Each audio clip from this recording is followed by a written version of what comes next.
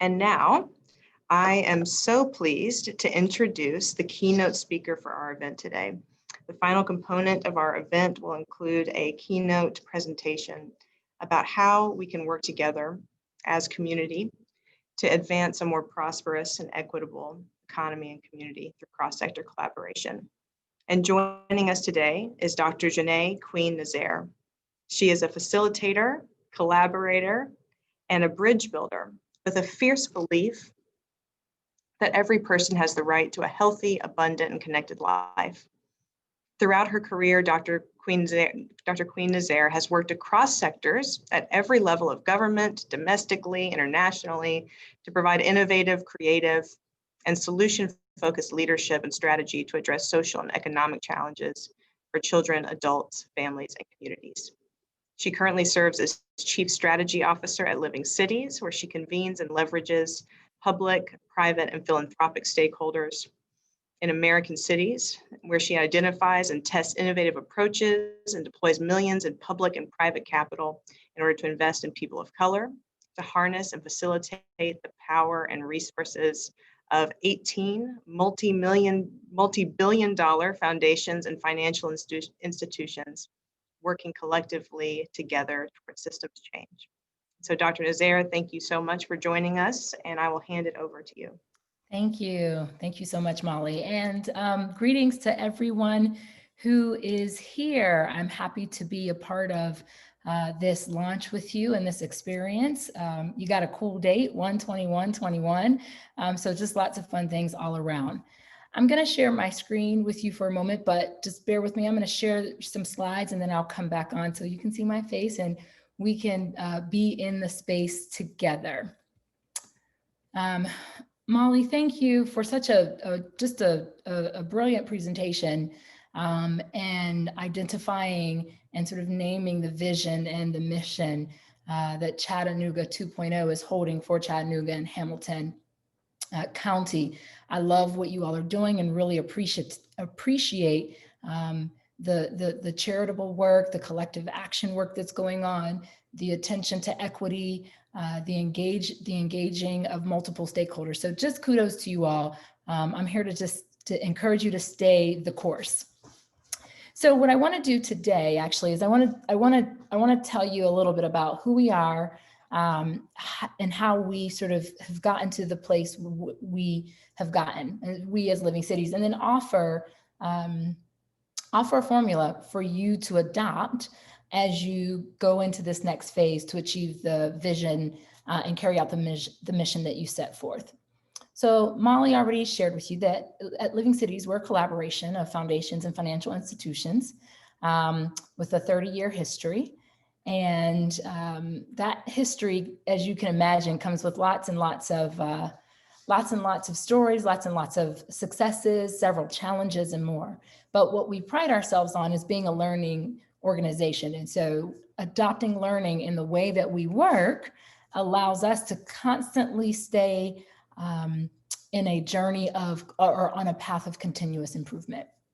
And so our mission is to harness the collective power of philanthropy, financial institutions, and local governments to close racial gaps in American cities. We weren't always here, but we got here, and we exist to ensure that all people are economically secure, building wealth, and living abundant, dignified, and connected lives. When Molly mentioned, hey, what do we want for all of Hamilton County? What do we want for all residents in our community? That's the same question we had to ask ourselves as a national organization. What do we want for all people? Well, we learned in our journey that you can't get to all without doing some root cause analysis. And when you start doing some root cause analysis, there's some ugly things down there that you come into contact with and you have to reckon with. And I'm going to tell you some of the things that we had to reckon with in our journey. But one more note about our vision in terms of living an abundant, dignified, and connected life for each person. You know, when we put together our vision and our statement, it was a glorious experience because we worked really hard to get there, but we actually initially stopped at economically secure and building wealth. But as we continue to do the personal work, as we continue to build relationships, as we continue to work in community, we realized that there was a humanness that was missing from our result statement. There was dignity was missing. When we opened up the space to consider what might we add into our big vision statement, we included, or we considered, a broader definition of wealth. Wealth is not just money or houses or cars or being debt free. Of course, being debt free is amazing, but wealth is a way a community defines it, a way a community may engage with one another, a way a community may support one another. And so we wanted to broaden the definition of wealth. And what does health look like? How are people living? How are people feeling? How are people experiencing what it would feel like to be secure, to be building wealth, and to just live in a world where we can all. So that was a bit of a journey. Well, one of the things we understood as we started down our path is that, our path of root cause, is that we started looking at data, and we said, well, what do we need to do to get people to economic security? What are the numbers? What are the trends? And we would look at data, and we would disaggregate by race and ethnicity. And I'll mention a little bit more, but race is a social construct that has happened in America. And so we would look at the data, and we would see gaps. We would see gaps across racial lines, and especially for Black people and Hispanic people. So we said, all right, let's look at income. Let's look at wealth. I skipped another slide here. That's all right. And we would then look across areas. So, okay, so we saw what's happening in median household income. Let's look at health, diabetes deaths, infant death rate, students' reading levels, incarceration rates. We picked all kinds of different systems, and we looked at the data, and we kept seeing gaps. And so we had to ask ourselves why. And that's the critical, that's a critical question to ask. It seems so simple. Well, why? I don't know about you, but I ask why all the time. In fact, my husband, I drive my husband crazy because, well, why? Well, what is that about? Well, help me understand. I'm constantly asking that question. When we adopted that same practice in our root cause analysis to understand the barriers that were getting in the way of people being economically secure, living abundant and dignified lives, or having the opportunity to build wealth in a country that prides itself on sort of being able to get as much as you can, there was something that was wrong, and we had to ask why, and we couldn't stop at just the first why. Well, why is that the case? And then why is that the case? And why is that the case? We asked ourselves why several times to continue to peel off the layers, to unpack the problems and the barriers, and have a really good understanding of what was happening. This slide comes from North Carolina, the Racial Equity Institute, and they have a beautiful presentation called Groundwater, and they take data and they dig in, and they will show you trends across every area, every system, every outcome that we all seek to change. They will show you the gaps and take you through a conversation about why that's happening, and really begin to interrogate what we might need to do differently. And so our organization went through that process. Our leadership went through that process. And that process helped us get to this place where our approach to achieving results for all people is collective action, having a race and results lens, and impact investing. I won't get too much in the impact investing, but that is a lot of the entrepreneurial work that we influence, and the investing that we do in communities. So here's the deal. We didn't get here easily. So I've got like a beautiful opening. Hey, we have this great statement, and this is what we're doing. Done.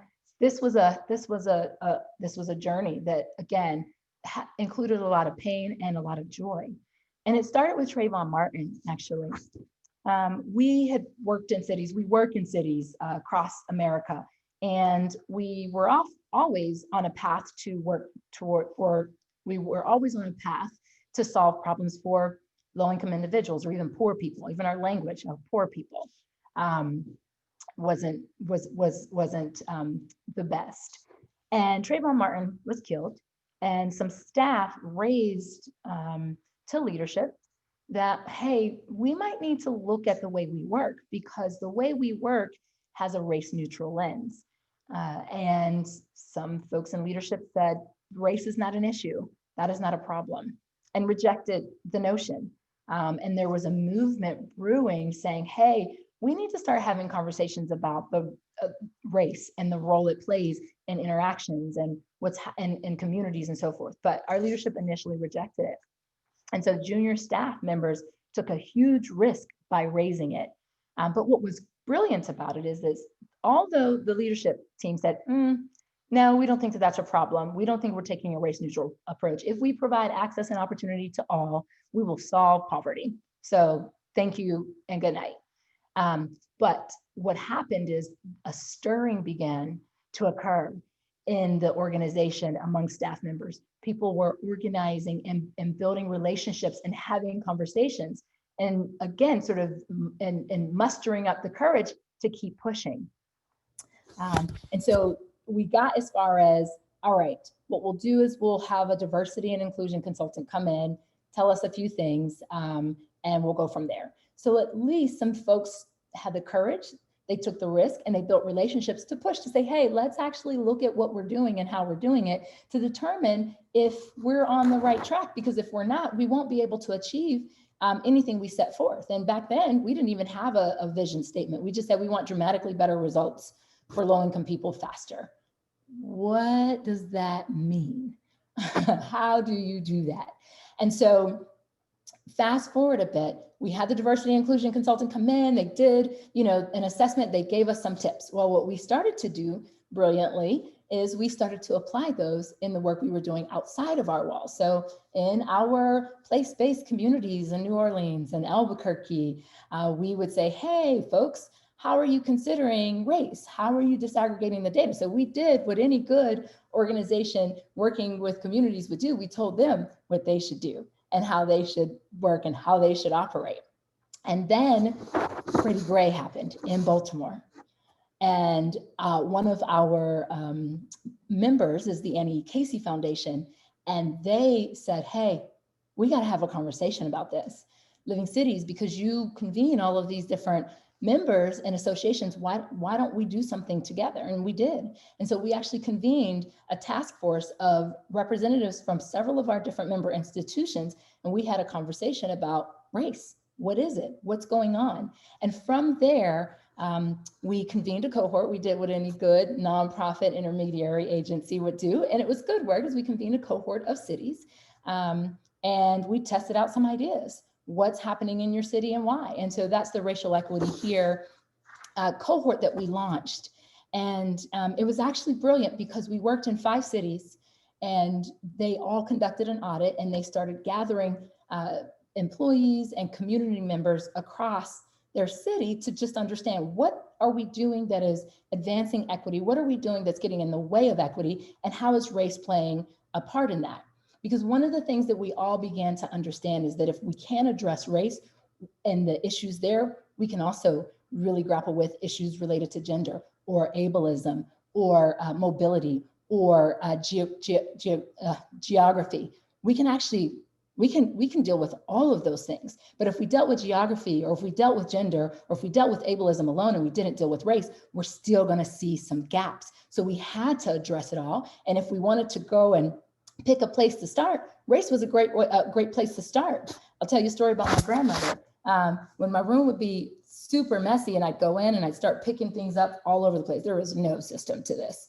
I would just pick things up, and it didn't feel like I was making any progress. I mean, I knew that something was being put away, but I couldn't see any progress. So my grandmother would say to me, you know what? Pick a corner and start.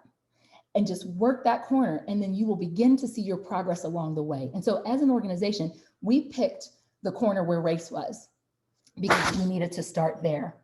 And we began to tackle that. So what I want to do really quickly is just share some of the lessons that we learned from the racial equity cohort, from the communities who participated. Being a part of a national cohort created a safe space for the Racial Equity Here teams to be bold and courageous, because there were teams in each of these places, and it wasn't like everyone welcomed what was necessary to go through this process. And so similar to what you all are doing as a collective, with all of the various members involved and engaged, you all have some cover, you all have some heft. There is power in the collaborative. And so I want to encourage you to continue to leverage that power to achieve the results that you've set forth. Leadership in racial equity work takes on different forms. You don't have to be formally authorized or in a formal role to lead on racial equity, to name that. You can be a participant in a meeting and still hold an analysis or share an analysis that will help the group get further along. There's no right or wrong starting point, but commitment at the start is important. Like I said, my grandma said, pick a corner and start. And then white people can serve as powerful allies in racial equity work. And I like to say people we've come to call white, because we all have a story, we all have a background, we all have a history, but the construction, building out race was a very intentional action early on in the establishment of our country. And we have to understand that because it does play a role. So while these cities are still working really hard, here are just a few highlights that I wanted to share with you in terms of what they chose to prioritize in their as a result of the experience they went through. For Louisville, they focused on building internal infrastructure. For Austin, they were building community partnerships. Philadelphia, they made structural changes. Grand Rapids, they really focused on leadership. Their mayor was phenomenal. She just took no prisoners. And then Albuquerque, strategic planning to organize, because they were in the process of changing from one mayoral group to another. So those are some of the things that came up for them. But what you haven't heard me share is, so what about living cities? What happened with you all? And that's a little bit of what I want to get into, because I think that it will support this next phase of your work. So we did a brilliant job of going outside of ourselves, outside of our institution, to help our communities disaggregate data, do a racial equity audit, understand what the barriers are, and figure out a place to start. It was great. And along that journey, we realized that we weren't doing that ourselves. There was still something missing. And I remember the moment when I was in New Orleans with a group of leaders who we sponsored, and asking about economic opportunities and disparities. And they said, well, JaNay, you're asking us to do all of these things. What about you all? And I was shocked. And I said, well, what do you mean? Well, what about you all? We have had a range of experiences with the folks who we've interacted with at Living Cities. We hear what you're saying, but we can't see what you are promoting. And that sort of, that was jarring to me, but it was a wake-up call. And it was a wake-up call that I welcomed and appreciate, I've welcomed and I will always appreciate. And they were able to say those things to me because we were in relationship.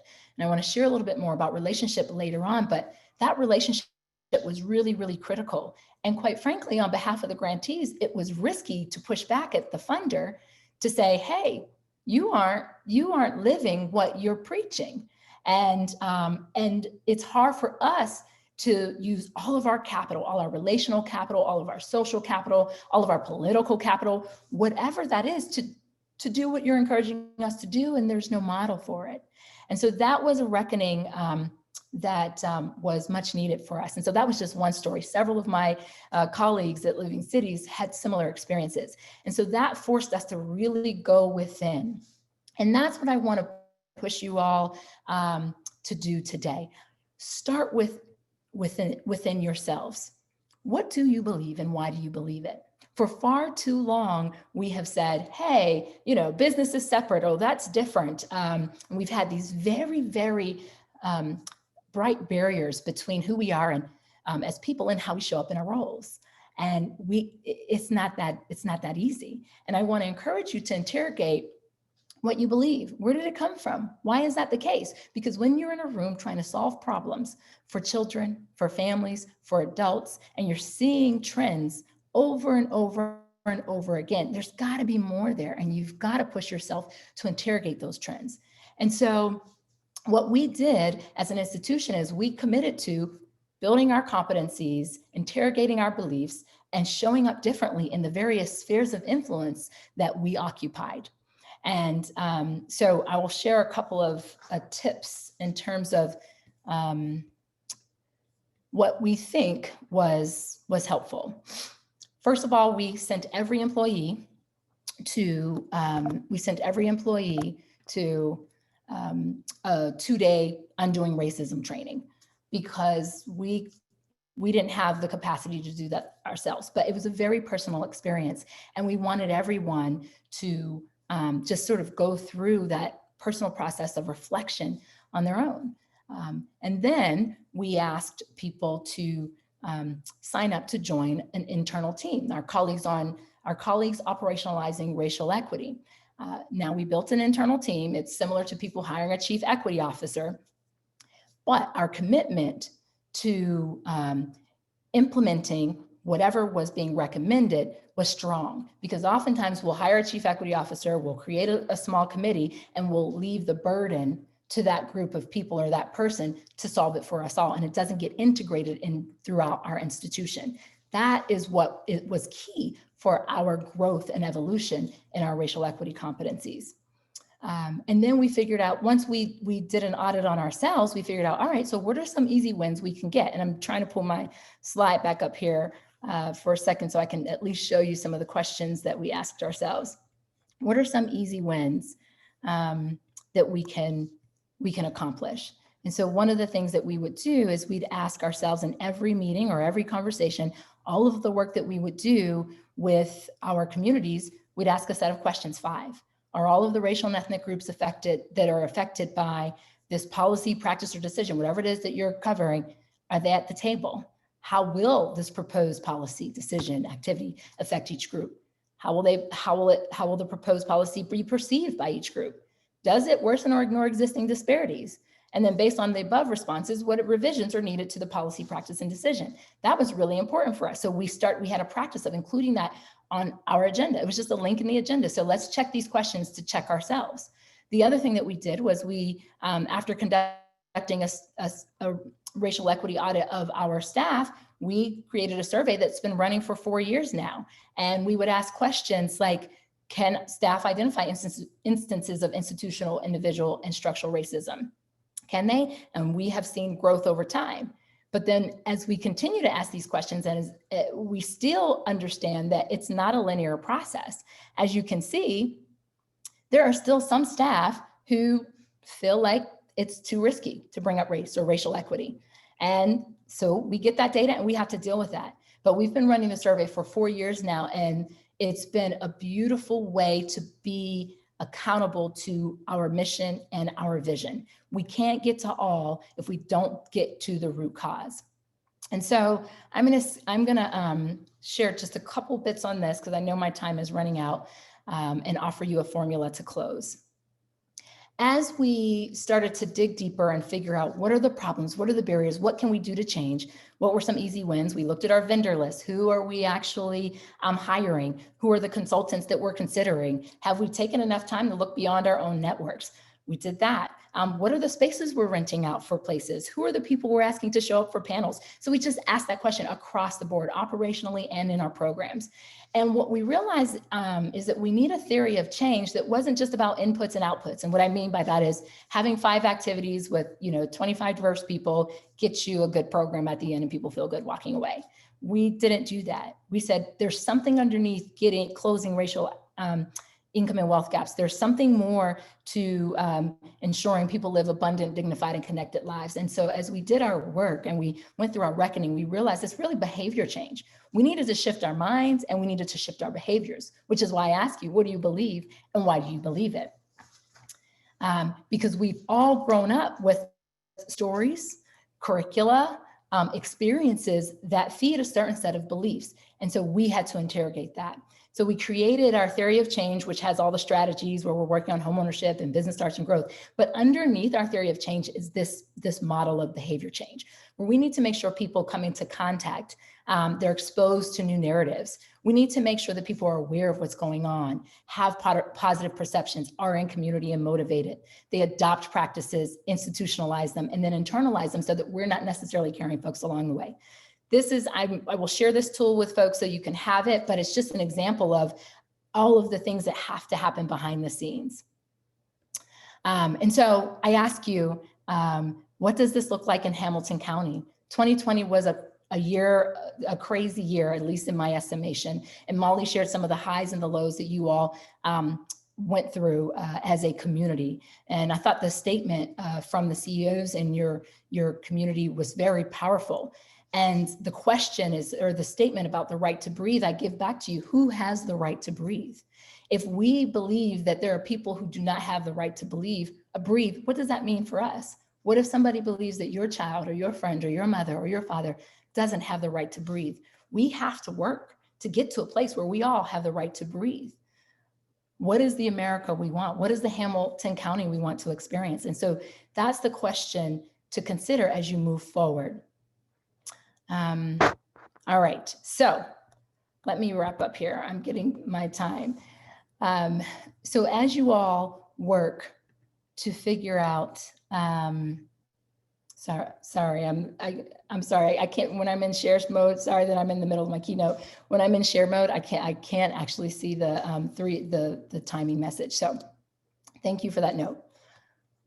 I want to offer this formula. There are a few things to consider. If you are going to get to the vision and the mission that you seek for your community, you have to have relationships, you have to have resources, you have to have risk, and all of those things need to work together with a discipline that keeps you on your path. Relationships are really critical. One of my old pastors would say that they're the currency of our kingdom. Relationships are my currency. So who's at the table, who's not at the table? Who's at your dinner table? Who's not at your dinner table? And what are the resources that you all can gather? Not just financial resources, but political resources, and I'm not even talking about party lines, but we make policies, we set practices, we have laws and regulations, but what are the resources that we need to create the Hamilton County you want to see and achieve? And while resources and relationships are pretty common in any collective action or impact project, what I have found in my journey that is missing is risk. What are the risks that we're willing to take? Are we okay perpetuating status quo? JaNay, what does that mean? Well, you will see, experience, or feel dynamics happening in your community. Well, why is it that the children are having a hard time passing reading? Why are our graduation rates so low? What's happening in our school system? Something is going on. There's a phenomenon in the environment, in the atmosphere that you see, you feel, or you experience. And you may even want to call out, may want to name and explore. Well, what risks are you willing to take to do that? What relationships might you build? What resources might you gather? What's unfortunate about this notion of risk is that it's often associated with loss. It's often associated with, if I give them more, I get less. This notion of a zero-sum game where there's only so much that can go around. That is not true. And in America, we've proven our abundance over and over and over again. We can actually grow the pie so that each person gets the slice they need. And when people get what they need to survive and thrive, we're all better off. But you can't buy into that if you don't believe it. You can't believe it if you don't interrogate what you believe and why you believe it. And you can't get to that point if you're not in relationship with people and have the safe space or the courageous space to explore. And even then, you still need discipline to stay the course because it's not easy. It is not easy at all. And discipline shows up when motivation is gone. So I'll leave you with a couple of questions that I believe are important for you to consider as leaders in this work. All right, I'm going to try this one more time. I'm usually more proficient at my switching out here. The questions I leave you with is, what is my relationship to the results of this program, strategy, institution, system, and community, right? Because you're operating in various places. And then what must I reconcile with my personal self and in my role in order to ensure that I am making the best call in service of results for people? You all have some bold goals, and I believe that you can achieve them, but you can't achieve them by doing the same things that we've always done. We understand what we don't need to do, but what's the risk you're willing to take to push forward? And my favorite quote, as we recently honored Dr. King, is, in a real sense, all life is interrelated. All men are caught in, and I like to say all people are caught in an inescapable network of mutuality, tied in a single garment of destiny. Whatever affects one directly affects all indirectly. I can never be what I ought to be until you are what you ought to be. And you, my friends, can never be what you ought to be until I am what I ought to be. This is the interrelated structure of reality. Folks, we are all connected. We really, really, truly are. And so if I am well, you are well. But if I am not well, you are not well. So how might we join together and build out the collective shared fate that we want to see for all? Thank you. Dr. Nazaire, thank you so very much for the information, the learnings that you've shared with us. Before we wrap up our event today, we do have time for some question and answer with you. And we've had a few questions come in on the Q&A function already. For those of you who are in attendance, if you have a question or a comment, please feel free to use the Q&A function to share that. The first, Dr. Nazaire, is a word of encouragement from one of my favorite Chattanoogans, Edna Varner, who says, keep going, the information is powerful, and we agree. But one question. Technical difficulties. I was sure that I'd be able to flip back and forth in that presentation screen. It is all part of our new reality. But one question that we had coming in the chat is, we've heard a few times here today how important the home and parental influences are. And as you said, so many families have lost jobs or had to move, had their situations upended this past year. And so there's going to be long-term impacts that, of course, will affect kids and schools. Do you have any opinions on what role organizations like 2.0, efforts like 2.0 can play when it comes to outreach to community, to engaging with parents and families and community overall? Yeah, I think a couple of things. One, I would create courageous spaces or spaces that feel safe. Sometimes we say, let's have a safe space, but people don't feel safe, and that's okay. So courageous or brave spaces. It might be nice to sort of do a bit of a tour around the county and just like welcome people and say, what's going on? What are you feeling? How are things? Because sometimes people need the opportunity to just purge. You know, they've got to do the somatic work of the body. Like, my body is holding all this trauma, right? And it's not just the trauma of 2020, it's the trauma of my life. And so people don't have a space to share that because, you know, for all kinds of reasons. And so one of the things I think this collaborative can do is create these brave, courageous spaces and identify people in the communities who can help facilitate. San Diego, they have a promised neighborhood there, and they have what we call promotoras. And the promotoras are community-based residents who are the point people for engaging communities and being in relationship with residents to support them, and they feel safe. And so who in your community could be those promotoras to promote a better community for everyone? So it's one of the things that I would offer. Thank you, Dr. Nazaire. I appreciate that. And we probably have time for about two more. The first is that both you and I, as we've talked and shared today, have talked about how we can't all thrive so long as we have these persistent gaps and disparities in our community. Can you talk just a little more about what Living Cities has learned about the impact of addressing racial and socioeconomic disparities on overarching prosperity? Yeah. Oh, man. So where shall I start? So I give you a specific example. One of the in New Orleans. So New Orleans is I use them all the time. I love that city. There was Katrina, right? And so post Katrina, a ton of money just flowed into the city of New Orleans. And so you'd imagine that, like, they got a lot of money, people should be better off. having a bunch of money doesn't actually solve the problems. What we found when we looked at the data is that the outcomes for certain groups of people were the same pre-Katrina as they were post-Katrina. And so the money was coming in, but the people who lived there were not prospering.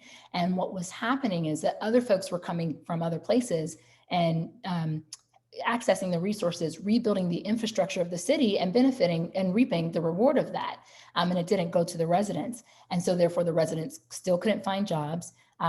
They didn't have for the folks who wanted to bid on a contract, for example, with the local government, they had to get ready to bid. And so if you have everyone coming in and they're already ready, they sort of cut in the front of the line. So that put them out. There was a bunch of stuff in terms of being able to reclaim your home or your land that also worked against people. And so people were largely displaced and they couldn't reclaim their land. But if you came in with some evidence of something or some resources, you were able to reclaim your land. And so there was a huge gap.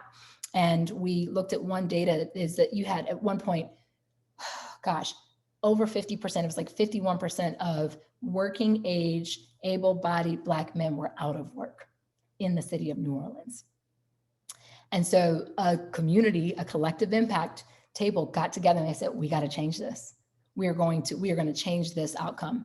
And as a result, there were several initiatives put in place that focus on readiness, providing seed capital, and seed capital means upfront resources, providing technical assistance, and a lot of the supports, like the young lady said before, that woman calling her over and over again. She's like, my mentor just always calls me, stays on me. There are groups of people in New Orleans. That's all they do is they call folks and stay on them, pick them up, take them to their job. And it seems like that's a lot. But when you're working with folks in a community who have never had any support, they're way behind.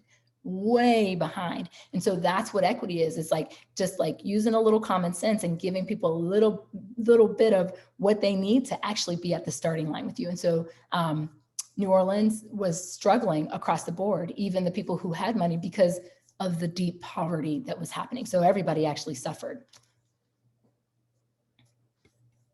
Thank you. Thank you, Dr. Nazaire, for bringing that to life. And I so appreciate the sentiment around trying to get people to the same starting line. Mm-hmm. I think we have time for one more question. And the question that we had was asking you to talk just a little bit more about risk, what you've learned personally, and what your counsel would be for leaders, community partners, as they seek to take personal and professional risk to do this important work.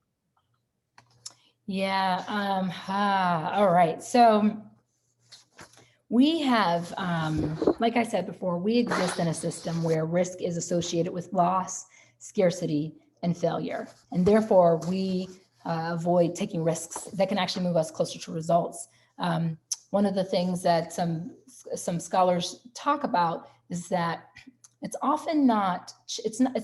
change is not what people are afraid of. It's actually the loss associated with change. And so people aren't willing to take the risk to move to the next level, to ask that, sultry question, to push the envelope, because they're afraid of the loss of reputation, the loss of capital, the loss of money, the loss of home, like all of these losses. And so if we can actually face our fear of loss, that's one of the ways that we can take more risks.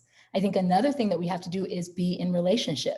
It was one thing for a junior staffer to go to the president and say something. It was another when there's 10 of us who are saying, hey, we're going to be organized and we're going to come and we're going to push on this. One of the things that I've also found in our work is that people think organizing is just a grassroots activity. It's not.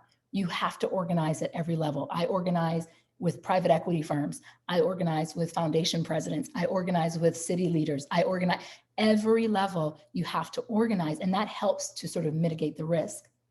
And a flip side of risk taking is this. A lot of the things that we have that we use every day, the car that you drive, the apps that you use, the food that you eat, whatever that is, the sports that you bet on, we're always taking risks there, right? For that car to be created, someone had to fail a whole hell of a lot so that it can be what it is to us today, so that we can be safe and we can get to and from, right? For the airplane to fly.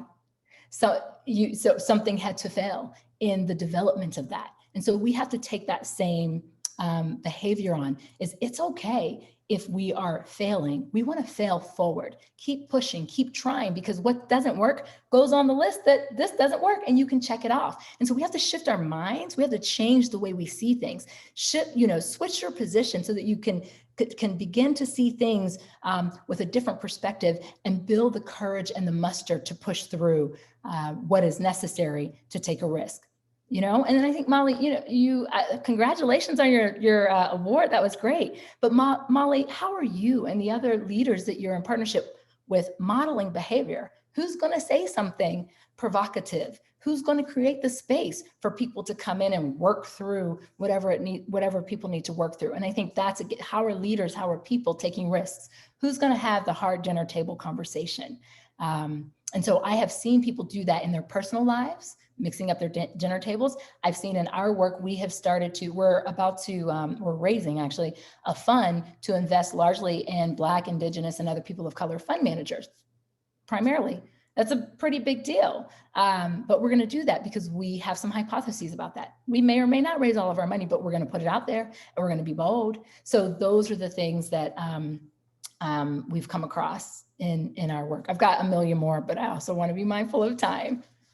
No, it's so helpful and insightful. So thank you. Thank you so much, Dr. Nazaire. Can I add one more because of the education piece?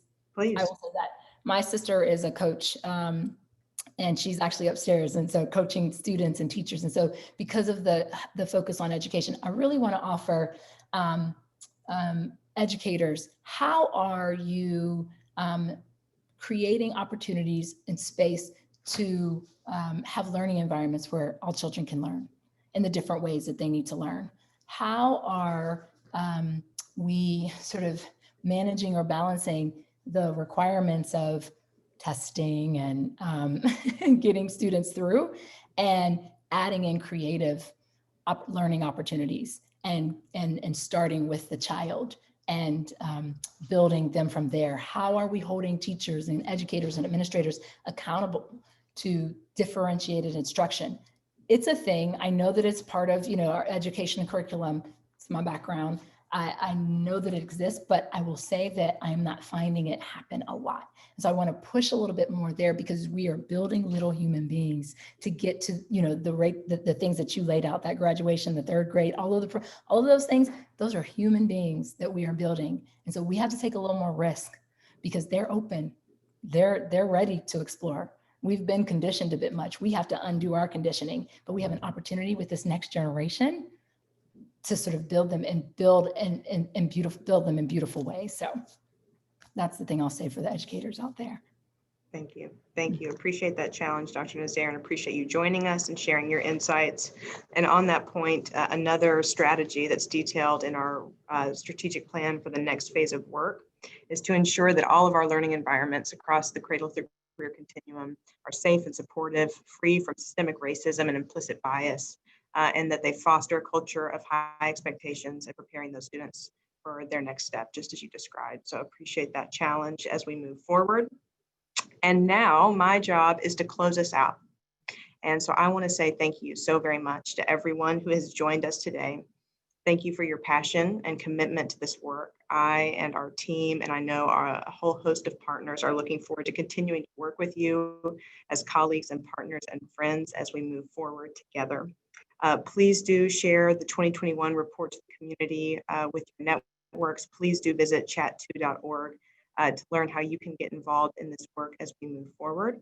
And we will continue to share information and pull us all together around this important work with a thriving and inclusive economy that works for all of our children and students and families at the center.